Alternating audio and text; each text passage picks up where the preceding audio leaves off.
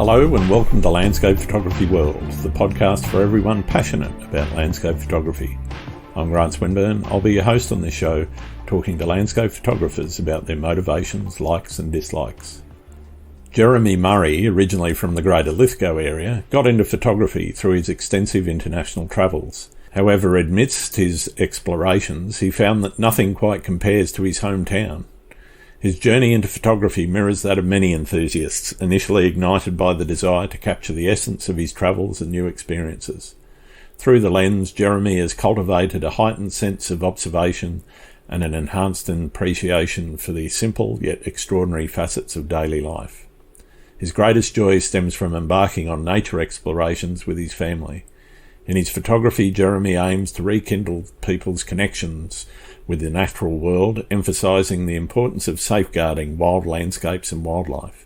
We discuss his initial exposure to photography through travel, with a particular fondness for Africa, and how his interest developed into a hobby, the importance of exploring different angles and subjects, his concern for the loss of wild places due to environmental issues, highlighting the need for conservation, and much more. I hope you enjoy the show. G'day, Jeremy. Welcome to Landscape Photography World. How you go? Yeah, good. Thanks, Grant. Yourself? Yeah, pretty good. It's not a bad day. It's a little bit cooler than it has been the last week. How about yourself? Whereabouts are you and what have you been up to? Lithgow, New South Wales, so just off the Blue Mountains. Yep. So, not quite the cold snap they said it would be today. So no snow. No snow this year, really. Yeah. Very minimal. Yeah. Thanks for coming on the show. It's really a pleasure to have you with me. You're someone that I've been wanting to talk to for a little while, actually. Why don't you start with telling people who you are and why you're into landscape photography? Oh, thanks very much for having me, firstly. I was pretty flattered to be asked. So my name's Jeremy. As I said, I live Lithgow, New South Wales, and just off the Blue Mountains, and grew up here. And I guess started with photography like a lot of people. Was lucky enough to do a lot of travel in my 20s. Yep. And just before our first first big trip overseas, we were heading to East Africa for 6 weeks, and thought should get a good camera before we go. And as much as we thought, and took it away and didn't know how to use it. And when we were there, kind of really enjoyed shooting and seeing what you got on the back of the screen. And we did things like the guerrilla trekking and safari and all that. And some of those situations are a bit like you put anyone there with a camera and you'll get some good shots. So it was really inspiring to start there, but then fell off really quick and only picked it up for when you went on holidays, and put it away in the cupboard again for another 6 months till you go overseas again. Sure. Did that off and on for many years. And then, probably started to take it a bit more seriously in 2018, had a complete year off and did a lot of travel. Mm-hmm. So spent the first half of the year in South America, Nice. which was good. Went to like Patagonia and all those bucket list places that I wish I knew what I was doing. And then came back from there halfway through the year and thought, got decent shots, but nowhere as good as they should have been. Yeah. So then spent a bit more time learning about it before we went back to Africa again at the end of the year, and managed to get some stuff I was more happy with, which was good. Yeah. Yeah. Okay. So in that process, I guess I'm interested, particularly in those early days, where you started to get that inspiration to actually start taking photos which started to tend towards the artistic as opposed to just recording what you're seeing, which is where everybody starts. Whether it's a point and shoot or a decent DSLR or an SLR back in the film days, most people start off by seeing something, a nice scene or something of interest, and they'll take a shot. But they don't think too much about the balance of the composition or the way that that's actually going to represent itself as a piece of art. Where did that sort of start for you? I was still probably struggle to think of my photos as art. Really? Okay. Yeah, really. I don't know what it is, but I tend to think of art as paintings and drawings and stuff. And I know photography is, but I just struggle to think of mine that way. Okay. But I guess how I look at it is I've just always tried to take the best photo I can, if that makes sense. Yeah. I guess in that year where we were overseas for the whole time, somewhere through there, it was like, I remember at the start of the year thinking, just trying to get my head around aperture properly. I still hadn't done that because I was like, oh, I want it sharp, so I'll just put it on f/22. It was like an entry-level camera, so it was just noisy as anything. And then coming back and not being 100% happy with what you saw really started to make me think, no, I really need to get my head around this and figure out like what it is I'm actually doing. Yeah. So what were you comparing your shots against? Was it stuff you were seeing on Instagram and online, or was it? I didn't have Instagram then. I tried a few times and it was probably like stuff on, I'd just Google how to do this and that, and the Right. Yep. would come up and there'd be these amazing Nat Geo style photos, and thinking about like I'm a long way off that and trying to bridge the gap between the two. Yeah. And over the years, then after that, we moved back to Lithgow, Blue Mountains area. And so you've got stunning landscapes just out your front door, depending where you're living. And so then you could go out really regularly, review what you saw. And by that point, I did jump on the social media bandwagon as well and start seeing all the great shots and got a bit inspired by that. Okay. And what is it that motivates you now? What keeps you going? What is it that makes you want to get up at silly o'clock or stay up until 4 o'clock in the morning doing an astro shoot or something? So I think now it's more about just spending time outside and in nature as opposed to wanting to get tons more out of it. Because I've always been interested in travel and wildlife and nature and landscape. And it just gives me a lot more motivation to go out. There's those days where you're like, I wouldn't bother going on a bushwalk today, but then there's a place you want to go and shoot or something you want to find. So it gives you that extra bit of motivation to get it. And then I guess like a lot of people, I've had your struggles with mental health off and on and depression and anxiety. And I've found that if I make sure I get out a bit, and whether it's with a camera or not, it just helps you unwind from the week and keeps everything a lot more balanced. And I found that was a real missing piece for keeping on the straight and narrow, so to speak.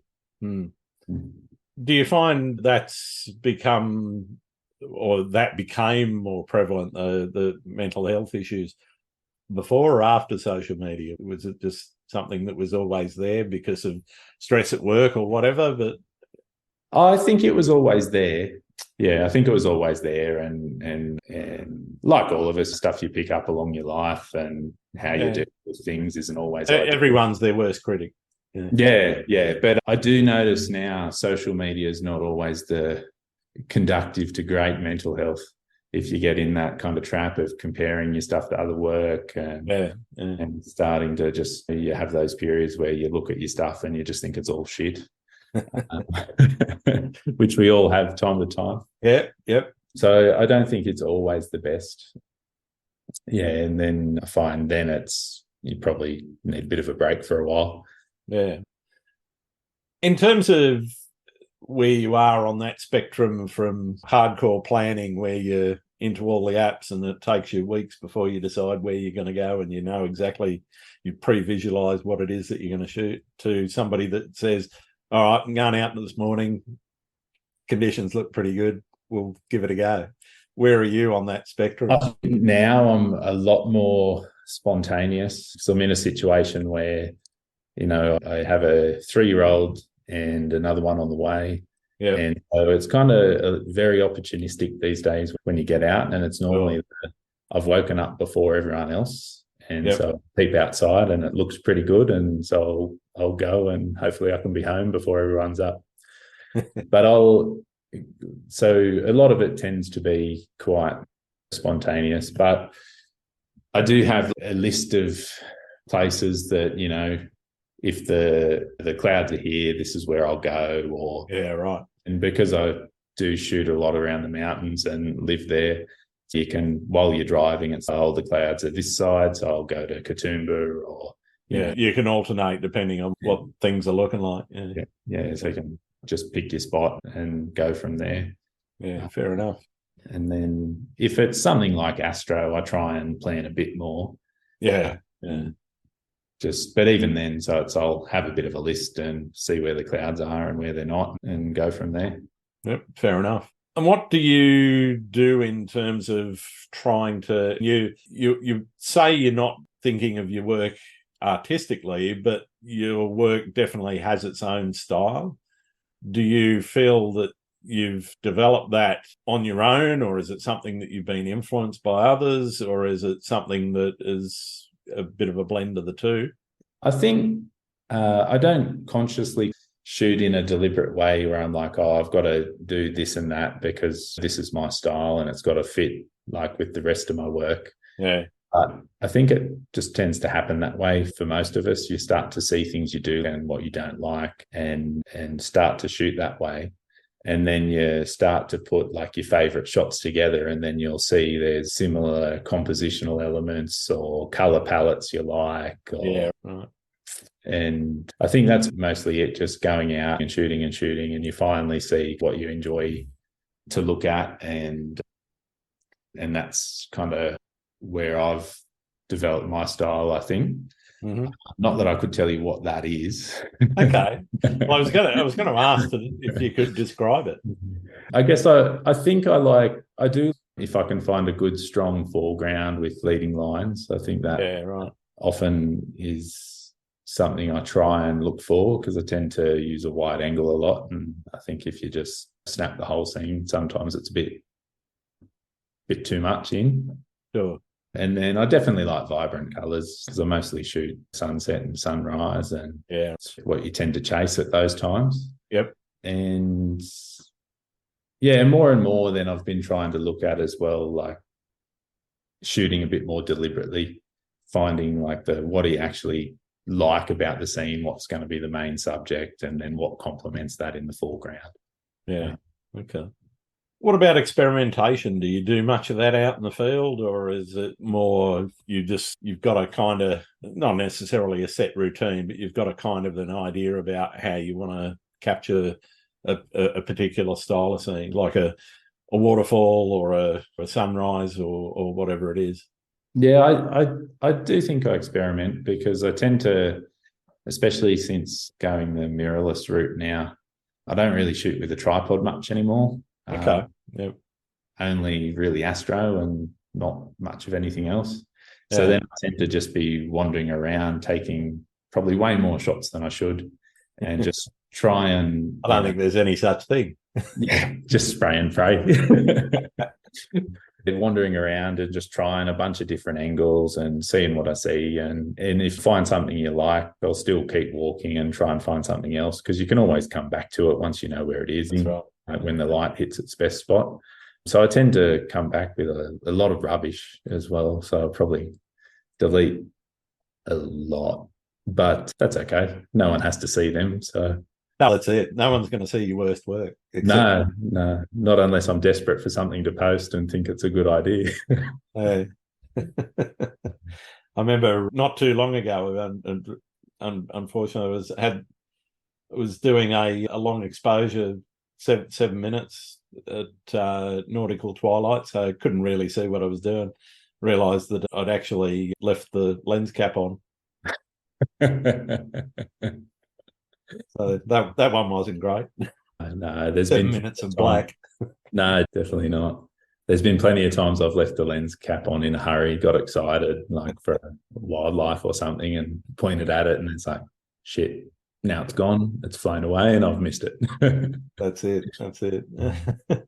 I'm interested in how you balance capturing something that's a bit unique and different, but trying to also as you said yourself, that it's a fairly true representation of the scene. From my read of your work, there's virtually no manipulation. You might do a composite or two that I can remember, but mostly it's what the camera sees is what you're going to get. Yeah, so I try to keep it fairly true to scene because I don't know if part of that's I'm a bit of a lazy editor as well. Okay.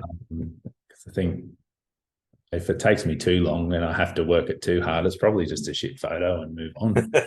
But yeah, I try to keep it true to scene because I think what I like about photography is being out and enjoying nature. And I think it's inspiring enough as it is. I don't need to add heaps of elements or change the colors wildly or just do my best to represent, what was there. I'm happy to tweak a bit. Like you said, I'll remove things and I'm no purist by any means.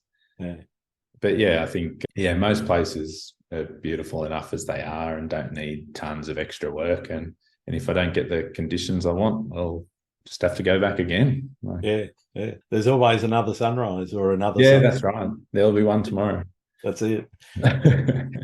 It is tempting though if you're up super early and you've hiked 90 minutes to get somewhere and then it's a fizzer. It's bloody tempting to chuck in a different sky. And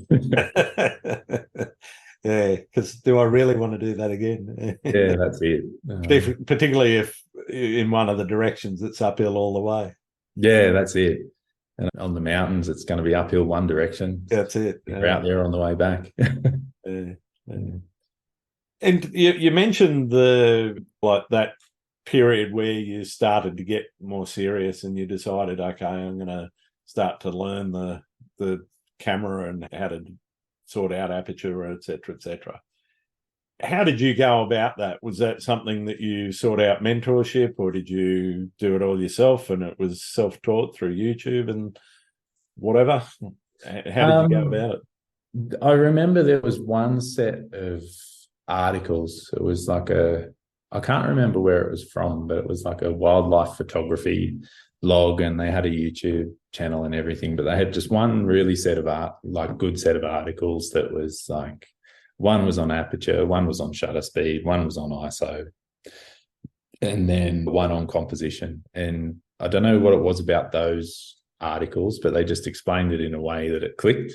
Yep. Okay. And then after I got the hang of that, then it was mostly YouTube, just watching heaps of different channels.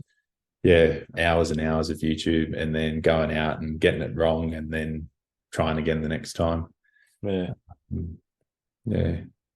In terms of the natural landscape and so forth around where you are in particular, lots of national parks, there's also not too far away from Lithgow mining and various other industries and whatever.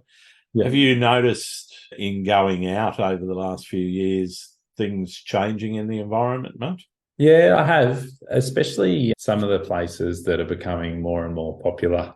I guess one I can think of is that shot at the top of Bridal Veil Falls at Govett Sleep. Yeah. When I first kind of shot there a few years back, it wasn't obvious where you had to go. And I remember Bridal Falls from the first time I went there would have been probably in the 70s, and there wasn't actually a path from the lookout down to where the drop of the falls actually was. There was a path all the way down to the bottom, to the pool at the bottom of the falls, but the top of the falls there wasn't a defined path to get there. Yeah.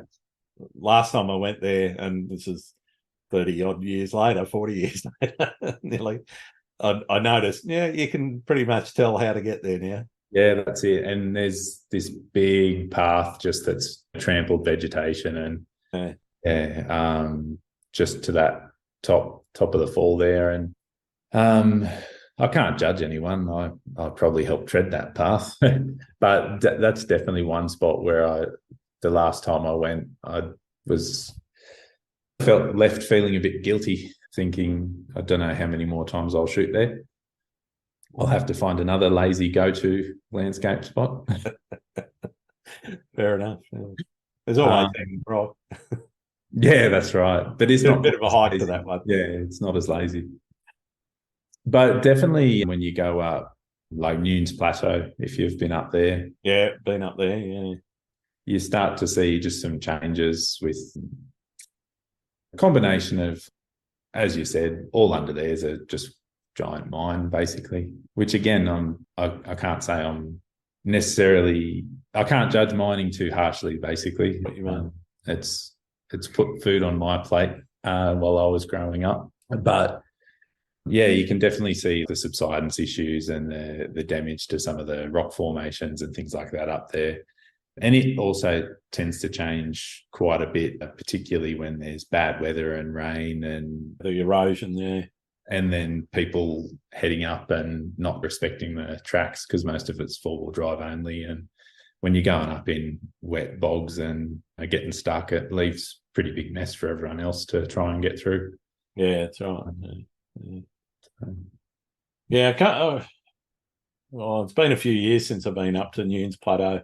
I think went up and did the glowworm tunnel there, which is the old disused Nunes Railway tunnel there, which is a couple of k's long, I think, and you get some lovely glowworms in there. But even that, I think there's still quite a few there. But I remember again going there as a kid and being absolutely blown away by how much light you could actually see in there, and it's not quite as bright as it used to be. Maybe it's just my old eyes, but No, it's definitely not. My childhood wasn't the 70s, but I do remember going up there as a kid, and it was a lot. Whether that's I've built it up in my mind over time. That's the other thing. Could just be a distant memory that's been reinforced over time. Yeah, everything's pretty grand when you're a kid. That's right. Everything looks bigger and better, doesn't it? Yeah. But that's another good example, actually, because they're doing a lot of work up there now because the amount of traffic that it gets, it just doesn't have the facilities to keep up with it. And I think they had funding to actually put a boardwalk through the tunnel. Oh, okay. Wow. Like a walkway. Yeah. I guess too many people tripped over. Yeah, no, that doesn't surprise me. I'll always take a torch with me if I'm going in there. So yeah, that's it. It is a bit rugged on the underfoot. It's not. But then I don't know, the cynic in me, I think, is a bit like once they put a boardwalk in, like, it's just going to promote more usage. Yeah, and also the process of putting that boardwalk in, I can't imagine it's fantastic for glowworms. Wouldn't have thought so, no. But I guess national parks know a lot more than me. Who am I to judge? No, that's it. In terms of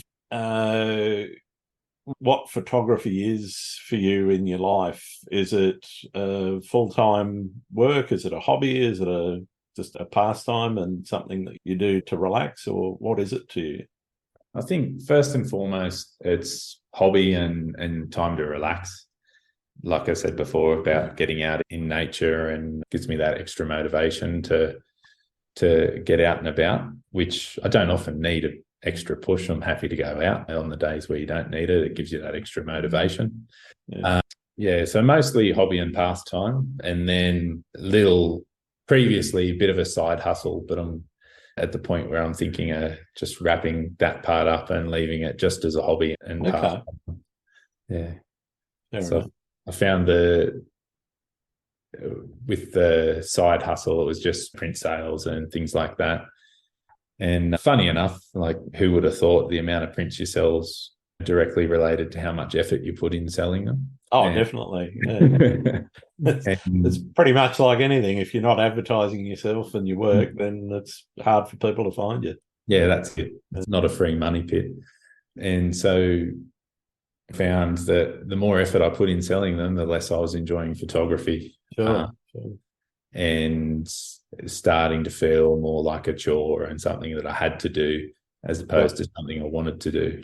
And as I said, because it's been so helpful mental health wise and keeping that on track, I don't really want to change it to something I'm not enjoying and lose that. So I'm in the process of tossing up just canning the print store and all that stuff, and still probably keep the website as a little bit of a your own patch. But I Yeah, think, yeah, a gallery of your own. Yeah, yeah, and I found too, even on the like online, most people would contact you before buying a print anyway. Even if it's there, there was very few times where you just get the random email that you've sold something.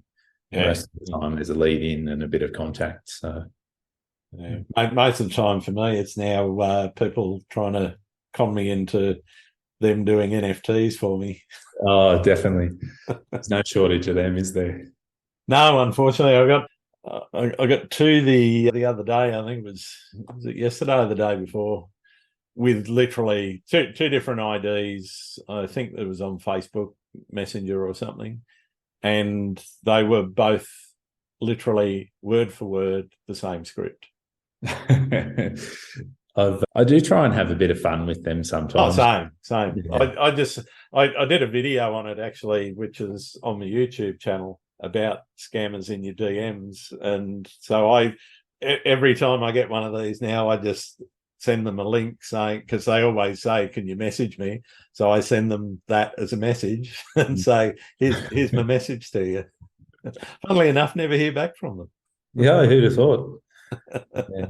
I've tried to get a few to convince a few to pay me just via PayPal gift, and then but it never worked either. Yeah, No, I'll keep trying. They're not going to send you money. No. No, I personally think they're, aside from being mildly humorous, they're just a scourge on the internet now, and it's just, it is getting, I think, a bit too far gone to. It's one of the things that's actually putting me off using social media as a sales and advertising platform, even though that's where people are most likely to find you. It's kind of, do I really want to put up with all the crap that comes along with it, you know? Yeah, that's it. I think it seems to be a lot worse on, I think, Instagram than some of the others. Even Facebook, you get a lot less than on Instagram. I've noticed Facebook has really picked up for me. It's probably about now twice what I was getting on Instagram. Oh, really? Yeah. Oh, that's nuts. Yeah, tell me about it. Yeah, because I found too, like when we were talking about like selling prints and things, Facebook was always way better. Oh, absolutely. Instagram, absolutely. Yeah. But it makes sense, mostly Instagram, where you grow by other photographers following you, as opposed to Facebook, where it tends to be old mate up the road. Yeah, anyone and everyone. Yeah. And anyone and their opinion. Ain't that the truth? Some of the stuff you see is just I want to really lash out at this person, but I think it's just not worth it. Just the other day, I had a comment that it took me all my self-restraint not to. It was another photographer, and it was like never interacted with them ever before. Yep. And they're usually the best people to judge your work, aren't they? Oh, definitely. And like a lot of us, you put the gear you use to take the photo in your post. Yep. And just the comment was along the lines of, I don't care what gear you use, photography is about conveying a feeling. And that's what it is about for me, and blah, blah. It was this massive long rant. It was like, just, yeah. Yeah, so we just got a good thumbs up there. I typed a response and I was like, nah, that really only deserves a thumbs up. Yeah, no, I know the feeling. I know the feeling exactly. Yeah, it does your head in. If it was someone you'd talk to a bunch of times, then maybe. Even then. Yeah. Yeah, if you'd already had some kind of conversation going, you could get into a conversation around it. But yeah, just a random coming at you going, I don't want you to put what camera you use on here. It's kind of like, that's right. You do you, I'll do me. See ya. Exactly. Pardon me. I don't feel that mentality today, though. Yeah, you got to get me on a good day to get me to respond on some of those. Yeah, that's it. For those that don't know, obviously I know where Lithgow is, but there may be some people overseas or from other states that might not know. As you said, it's near the Blue Mountains. Describe conditions for where you like to shoot around the mountains and so forth for those people. Yeah. So Lithgow itself, I probably prefer. So I guess it's the first town off the Blue Mountains, which is, like you said before, a massive national park that's pretty much known for huge eucalypt forests, heaps of waterfalls, and mountains by Australian standards. Dramatic escarpments and plateaus. Yeah, so big sandstone escarpments overlooking valleys full of eucalypts and some pretty unique rock formations and that. And then, so Lithgow's the first town off the mountains. Still a decent elevation, though, because it goes up and up then to the central tablelands. And Lithgow's got some real, like, it's a valley itself. And I guess one thing I like about it is just looking out my window now is it's a place where everyone in town has a view because the mountains are around. Around the town. And then you can go up onto those mountains and find there's like Nunes Plateau, where we're talking about before, is like sandstone pagodas, which are like almost yurt or hut-shaped rocks, and they're just beehive sort of shape. And they just line the escarpments and hills, and so it's, you could go there. There's enough locations that you could go somewhere different every weekend all year and not go to the same place twice if you work for it. And I tend to try and do my best to shoot some different stuff that not everyone shoots. Not always successful because we all like those honeypot locations as well. Absolutely. But I really, like I said before, trying to find a interesting foreground. I love the different patterns and shapes you find in the rocks. So if you can incorporate that into the larger scene, I think enjoy shooting that stuff. Yeah. You get up there at flannel flower season as well when you've got all those beautiful white furry sort of they look a bit like daisies, but they're not remotely related to them at all. But a field of those leading out to the end of the escarpment or something, it's just wonderful looking. Yeah, or if you can find an isolated patch in the right spot, it works really well. Especially a few years back, I don't know if you got up here after the fires for all the pink flannel flowers. I did, that was pretty wild, actually. There was a few spots where there was one place at Mount Victoria which had heaps, which no one ever used to go before then. Since then, it's become like a pretty popular walking spot now. Whereas before, you'd lucky see a parked car. What about places that you have shot overseas? Are there any favourites that you want to keep going back to? Or I'll always want to keep going back to Africa, I think. I was talking to one person one day and on a trip, and they said basically there's two types of people who have been to Africa. Two types of people in the world: those who love Africa and those who haven't been. Right. I think that sums it up. It's just, I think maybe like growing up, I loved all the nature docos and the David Attenborough stuff. So then going and just being there, it's just surreal, blows your mind. But not just a wildlife point of view too, like landscape-wise, it's like some of the places just, especially through Namibia, there's a different type of landscape every 50, 100 kilometres. From like Rocky Mountains to sand dunes to open plains. It's, you have microclimates all over the place. Some of them aren't even that micro. There's some of them at a large scale too. So I think if I had to say anywhere, and I know Africa's a big place. Anywhere there I've been, I've never not liked anywhere. So have you shot in and around the Central Lakes at all? Yeah, we went to, on that first trip I mentioned, I went to Lake Victoria. The big one there. And a few of the others in Kenya. I think it was Lake Nakuru and a few of the others. But we just missed the flamingo season, unfortunately. Yeah.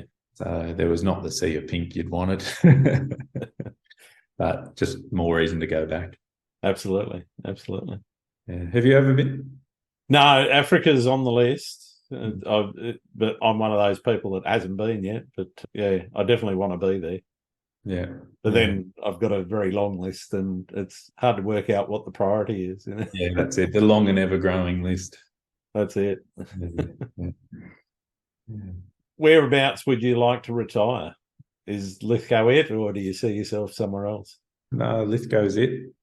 So probably, so the Lithgow district's a big council too. So I'd say either Hartley, which is like literally just off the mountains, or a bit further west around Capertee. Yeah. Which I guess if people don't know it, it's a massive valley.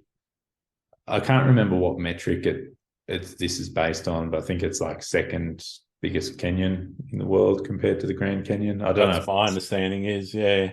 It's not overly deep necessarily, but it's super wide.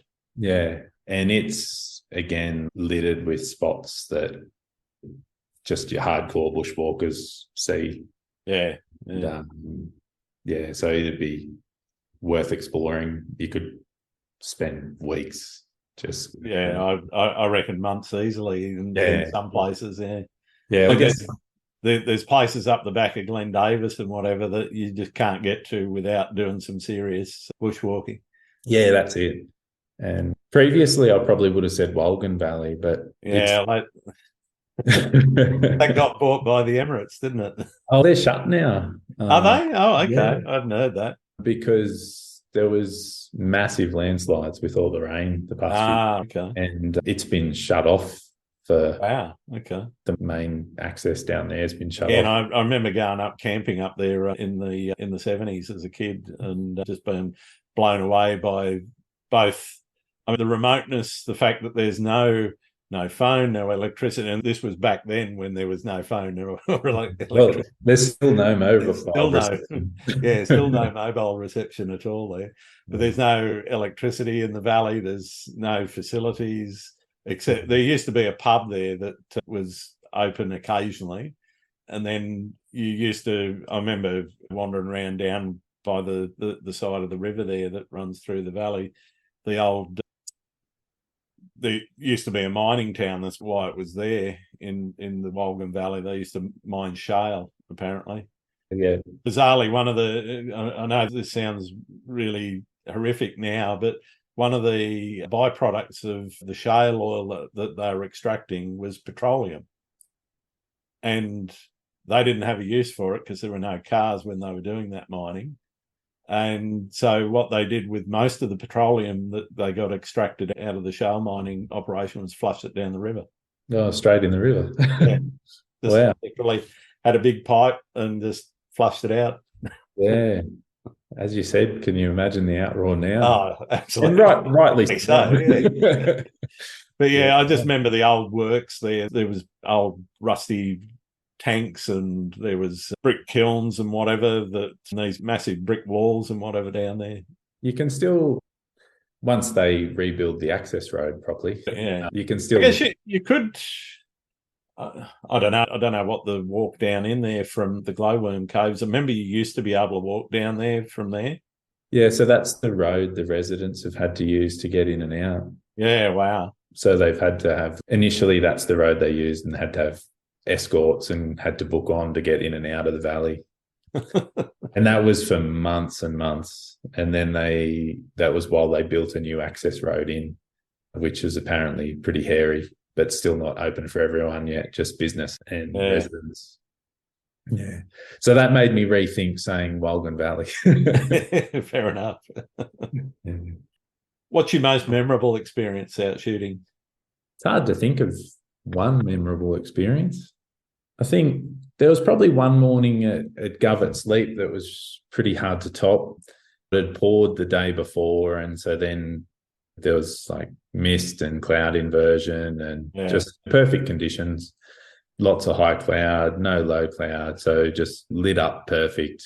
And the mist like glowed pink as well. So it was like fairy floss through the valley. It was Fantastic. just magic. And there was 2 people there, even better, which you can't say that often for Govets. Definitely not. Not for a good sunrise. No, so that was pretty special. It's not a great story though, because you get up, you drive there, you hop out of the car, and there's the lookout. But it's luxury. But it's memorable though. You were there with one other person or whatever, 2 other people, and you got the shot. Yeah, it's luxury landscape photography, that's for sure. Absolutely. The walk's 30 seconds from the car park? At most. If that. Most. That's if you go down the far end. Yeah. And then I can think of a few wildlife ones, but not landscape. It's not coming to me right now. That's all right. What about horror stories? I've wrecked a few cameras in my time.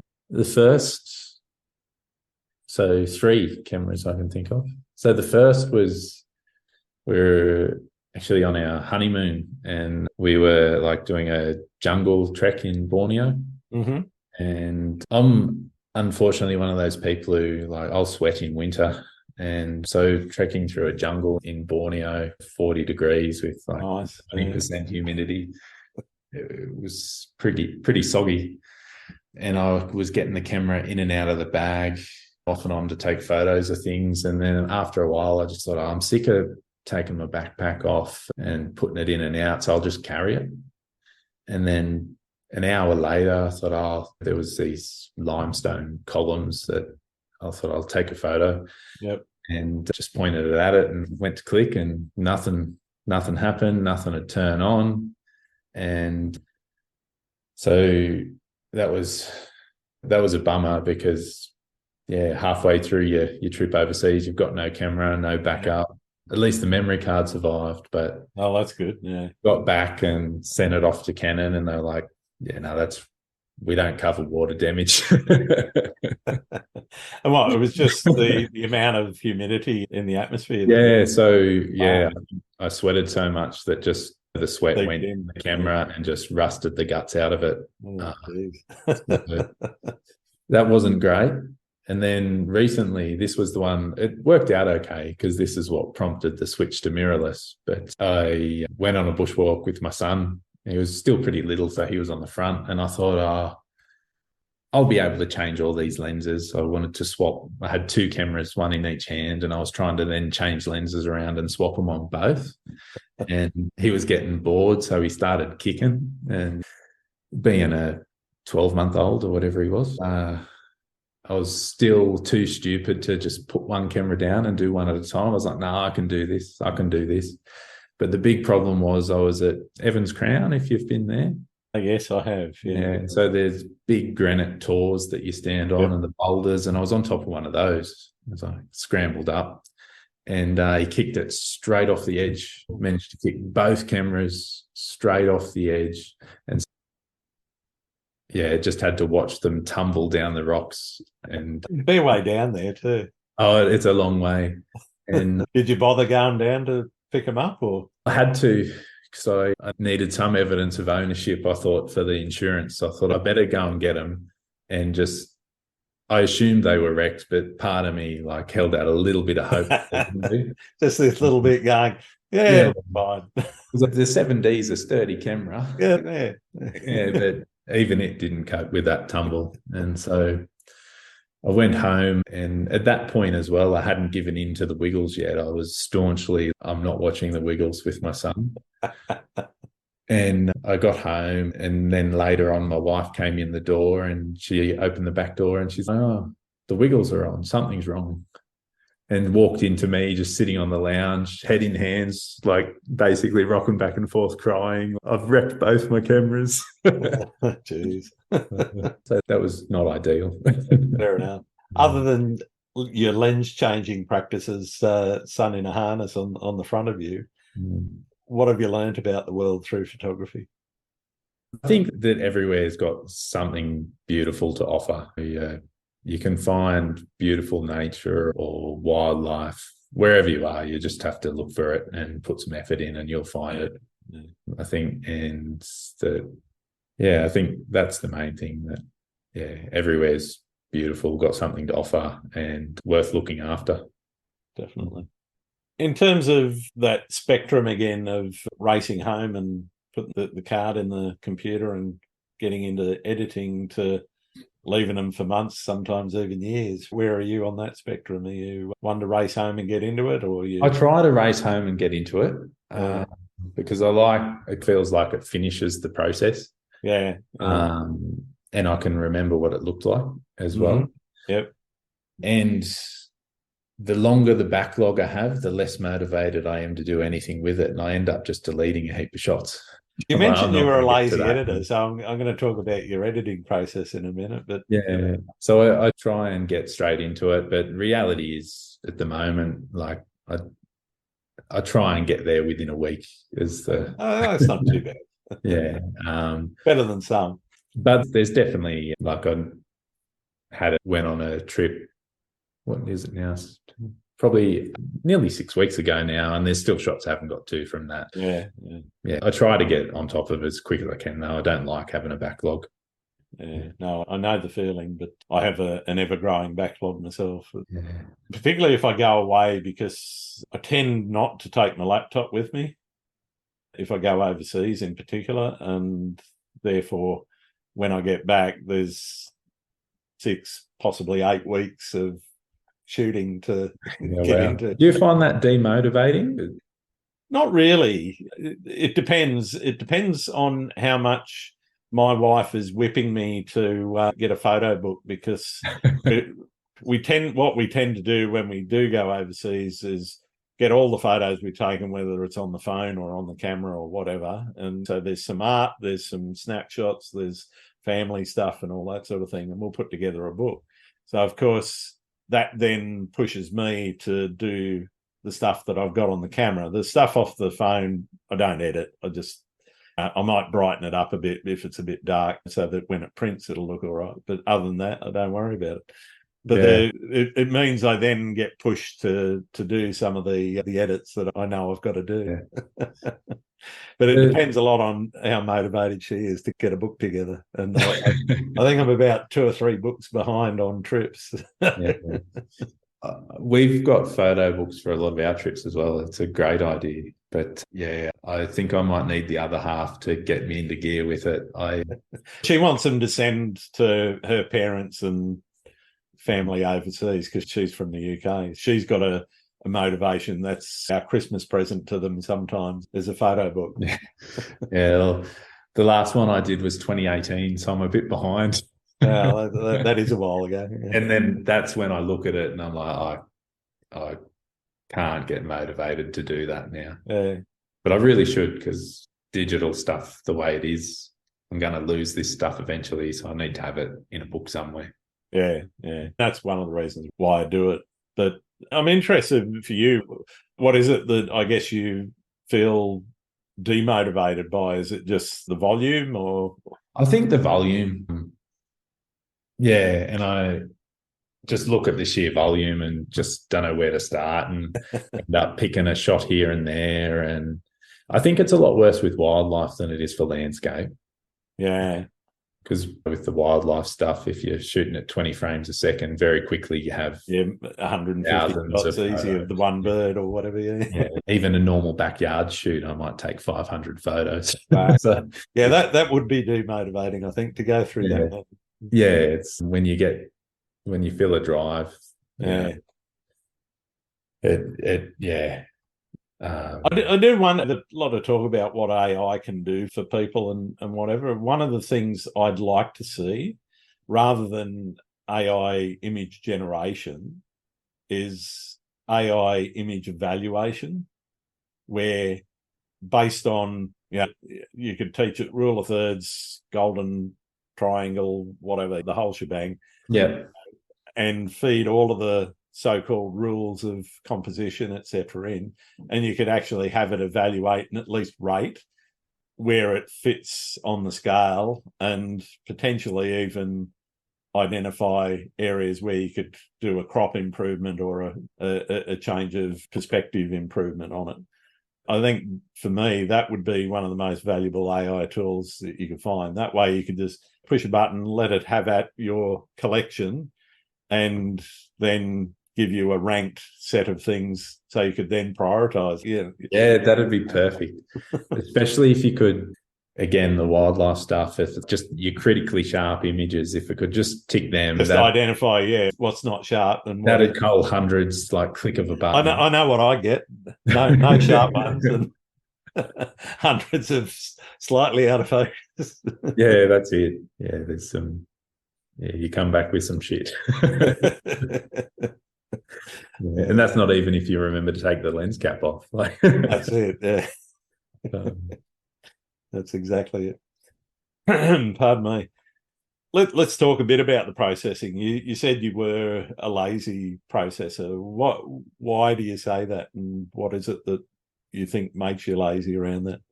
Oh, I don't know if lazy is the right word. As I said, I don't. If I feel I have to spend too much time on an image, it probably wasn't a great one to start with. And yeah, what's too much time? I think most images, I mostly just use not even the full version of Lightroom. Like Lightroom, is it CC, the cloud-based one? Yeah. So I mostly just use that for 90% of things. You can only do so much in it. It's your basic adjustments, your color wheels, and bit of sharpening, bit of contrast here and there. Yeah. Although the masking is pretty good now. Yeah, definitely. It's come a long way from where it used to be. Yeah, so I do use a lot of the masking.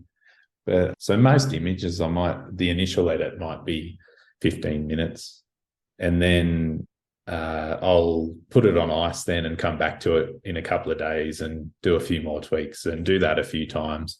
So it might take me like a week to get like a fully finished image, or what I think is at that point. But it might only be 20, 30 minutes all up, I think. For most. I always tend to evaluate depending on what I'm planning to do with it. Do I think it's portfolio worthy and going to go into the print store or whatever? Or is it something that I like and I'm happy to share on social media, but I don't really care too much about the quality? Yeah. And obviously the portfolio ones I'm going to potentially spend a little bit more time on, but the other ones, they're just being, if I spend 20 minutes, I've spent too long. Yeah. I think maybe with my portfolio type images, they might be the ones with a bit less sometimes, because I think they're cracking conditions and you don't need to do as much. Yeah, true. Sometimes that's true, yeah. But in saying that, if it's astro, that takes freaking forever to edit, because I tend to, for it, I don't have a tracker or anything, so I'll take 20, 30 shots for the sky and then stack them in one of the programs and combine that with your foreground that you've taken another shot for. And with that, easily an hour goes by and you're still on the same image. I find that a bit tedious, but I guess that's just par for the course with astro, unless you do your single shot, which, don't get me wrong, you get some great images with a single shot too. But sometimes they can be great. Yeah. I've had a bit of luck occasionally where you get that one shot and you don't really need to do too much to it. You might play around a little bit with the contrast, or you might tweak the color a little bit in the Milky Way core, for example, just to bring out maybe some of the reds and blues. But other than that, it's nice when you can get one like that. Definitely doesn't happen often. But no, not this close to Sydney. No, that's it. Do you print much of your work? I print a bit, not as much as I'd like. Yeah, not as much as I'd like, and probably going to be less if I shut the print store. Yeah, and then so it's mostly stuff for home, and then should be the photo books if I was up to date with those. And then a few sales here and there, but as I said, they're directly proportional to the effort put in, and that's been pretty low of late, so it's really tapered off as well. What do you see as being the biggest challenge to photography? I don't know if I'm the right person to ask that. I don't know if I've got opinion Oh, there. I'm just interested to know if you got an opinion. If you don't, that's fine. I guess for landscape photography, I'd probably say the loss of wild places would be the biggest one. Yeah. If that continues at the rate it's going, we'll be all shooting similar landscapes, unless you can charter a plane into the middle of nowhere. If climate change keeps going, there'll be a lot of deserts. I do like deserts. I don't mind a desert, but I don't want everywhere to be a desert. No, that's right. You need some variety. And that's probably why I like them, to be fair. But yeah, I think it'd be the loss of wild places and loss of wildlife would be the biggest challenge for nature photography. And I wouldn't, and the longer that goes, there's going to be more and more of that photography highlighting the destruction and loss of wild places. And absolutely. And that's necessary and you need it, but I don't want that to be the only thing I see as well. Yeah, no, I agree. What about the future of photography? Where do you see it going?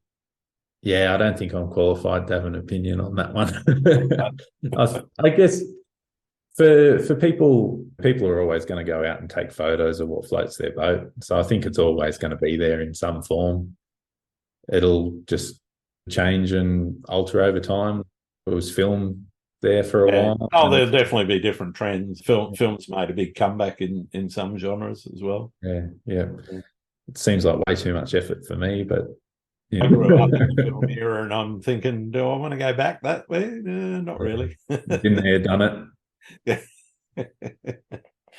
The photography back then was rubbish anyway, but yeah, it does seem like a lot of effort, and I do get the slowing down that it makes you do, and I do get the effort that you've got to try and get it all in one frame. Though even with film, you could still bracket and blend in the darkroom if you were doing your own development. It's a little bit more difficult when you've got to send it off to a lab, but if you are doing your own development, then being able to bracket and blend and do some of the things that you do in digital, they're still quite possible. They're not things that a lot of what's in Photoshop is just replicating darkroom processes. Yeah, because making it one or two buttons to click or a slider to pull. Who was that? There was World War I photographer who. Oh yeah, I can't think of his name right now, but there was an Australian bloke, and he used to do a lot of composites with glass plates during World War One, and he got criticised quite a bit for not being, because he was an official military photographer, so he was there with attached to military units, and he would actually take film and photos of what they were doing. And some of the most famous shots of the Somme and Passchendaele and all those sorts of things came out of his camera. But he used to do quite a lot of composite work as well. So he'd incorporate a shot of an aircraft going over and a different sky with an explosion going off, which wasn't there in the field of mud that he was taking a shot of with these blasted trees or whatever. Yeah, I found that fascinating, I think, the first time I heard that story, because it's like is that photoshopped, that question? It's always been there. Yeah, it's been around since the dawn of photography almost. Double exposure photography has been around since the beginning, where somebody forgot to change the glass plate. Which literally that's the reason for the first double exposure photograph. Somebody forgot to take the plate out, and they ended up with these two exposures on the one plate, and it actually looks quite arty. A bit weird. There's lots of things in life that are a happy accident. Absolutely. If you weren't a photographer, what would you be? I guess because it's mostly hobby photographer, I'd probably play a bit more guitar than I do now. No. At the moment, I only have time for one hobby, so don't get to play much guitar. So I'd probably pick up a bit more of that. You don't want to try playing a guitar while changing a lens? No, I've managed to not smash any guitars, so haven't gone Pete Townsend on anything yet. Nice. All right. We need to finish up shortly. Do you have any tips for giving me people that I should be talking to on the show? I think maybe one that might be a bit different is he's a wildlife photographer, but I think does some great landscape photography too. Charles Davis, because when you look back at the Nat Geo awards and stuff, he's got a landscape one in there nearly every year as well. Yeah, right. And he's always interesting to listen to about anything. Okay. Probably one that might be a bit different. I'll pop him on the list. Yeah. All right, brilliant. I got the question that everyone's dying for me to get to, which is the most important question I can ask. Do you like pineapple on pizza? Yeah, complaints from me. Yeah, I don't you mind order it, or is it just if it's there, you'll eat it, and if not, no worries? My favourite pizza is a good margarita, like a proper margarita. But I will order a Hawaiian too. Fair enough. I'm no snob. All right. Thank you so much for taking the time today, Jeremy. It's been wonderful getting to know you better. Where can people find your work? Thanks for having me. I appreciate you asking me on the show. Just Instagram, Facebook, website, they're all the highly imaginative Jeremy Murray photography. So not hard to find. No, not at all. All right. Brilliant. Thanks very much, mate. All right. Thanks a lot. Thanks again for listening to Landscape Photography World. I hope you enjoyed the show, and keep listening because I'll be joined by some great guests in upcoming episodes. You can find my work in this podcast at grantswinburnphotography.com. I'm also on Vero, Twitter, YouTube, Instagram, and Facebook. I'm Grant Swinburne. Hope to see you out shooting soon.